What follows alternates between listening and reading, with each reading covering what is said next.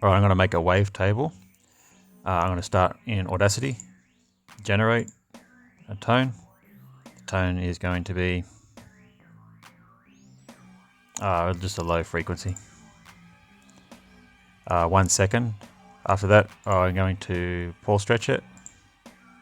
Paulstretch it for 2 seconds is fine, just to make a short sample. Okay, slap on a quick effect just for something interesting. How about reverb? Sweet. Normalize.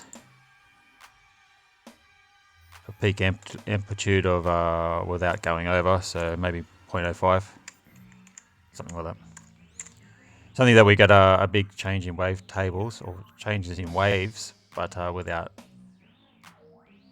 being peaking out. Okay, export. I'm exporting the whole thing, 2 seconds, so I export as a WAV. Otherwise, I can export as selected audio. Got the file. Now opening up LMMS and Vital. Got a fresh or initialized preset for Vital. Coming up to the wavetable area, let's import.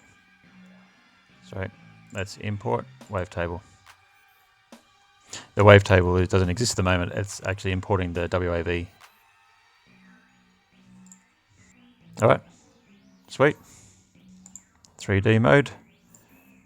There's our wavetable.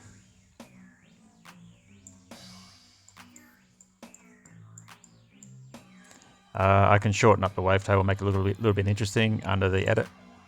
So rather than coming down here where it's very quiet, click on the first keyframe, drag it. Something more interesting. Click on the last keyframe, drag it again. Something where it doesn't die off. In here, perfect. And now we've got our wavetable.